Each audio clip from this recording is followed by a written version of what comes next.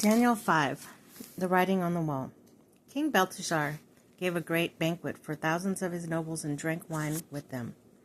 While Belteshazzar was drinking his wine, he gave orders to bring in the gold, silver goblets that Nebuchadnezzar his father had taken from the temple in Jerusalem, so that the king and his nobles, his wives, his concubines, might drink from them. So they brought in the gold goblets that had been taken from the temple of God in Jerusalem, and the king and his nobles and wives and his concubines drank from them. As they drank the wine, they praised the gods of gold, silver, and of bronze, iron, and wood stone. Suddenly the fingers of a human hand appeared and wrote on the plaster of the wall near the lampstand in the royal palace. The king watched the hand as it wrote. His face turned pale, and he was so frightened that his legs became weak, and his knees were knocking. His king summoned the enchanters, astrologers, and diviners. When he said to these wise men of Babylon, "Whoever reads this writing and tells me what it means will be clothed in purple and have a gold chain placed around his neck, and he will be made the third high ruler in the kingdom." Then the king's wise men came in, but they could not read the writing or tell the king what it meant. So King Belteshazzar became even more terrified, and his face grew more pale. His nobles were baffled. The queen, hearing this voice of the king and his nobles, came into the banquet hall. "May the king live forever," she said. "Don't be alarmed. Don't look so pale. There is a man in your kingdom who has the spirit of the holy gods in him.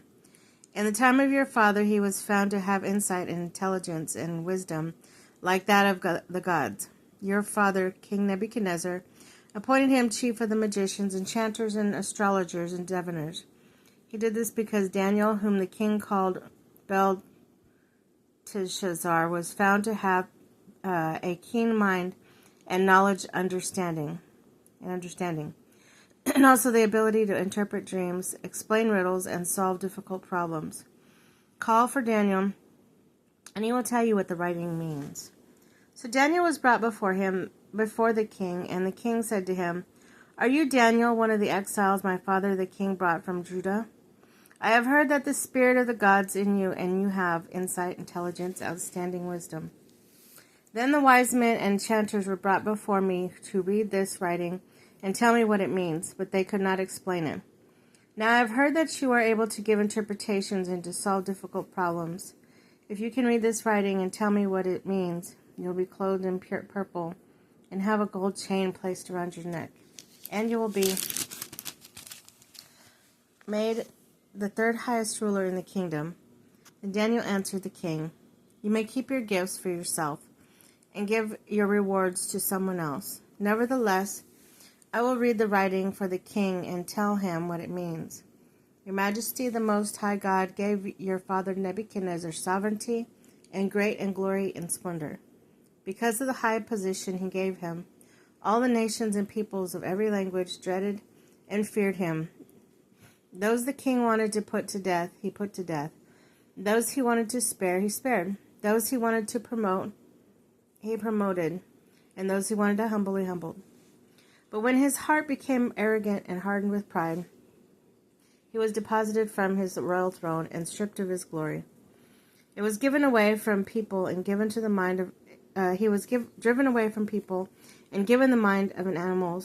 He lived with wild donkeys, ate grass like an ox. His body was drenched with dew of heaven, until he acknowledged that the Most High God is sovereign over all kingdoms of the earth and set over them anyone he wishes.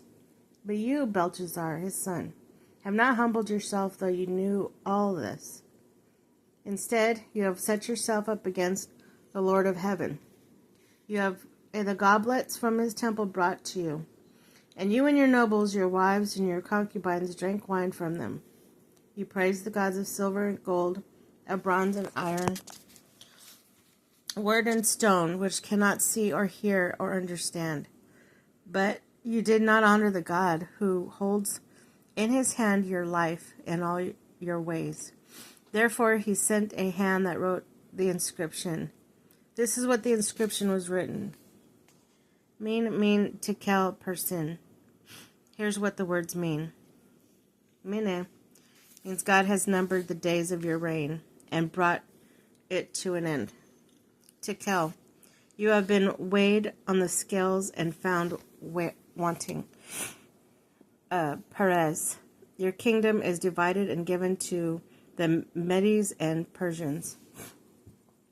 Then, at Belteshazzar's command, Daniel was clothed in purple, a gold chain was placed around his neck, and he was proclaimed the third highest ruler in the kingdom. That very night, Belshazzar, the king of the Babylonians, was slain, and Darius the Mede took over the kingdom at the age of 62.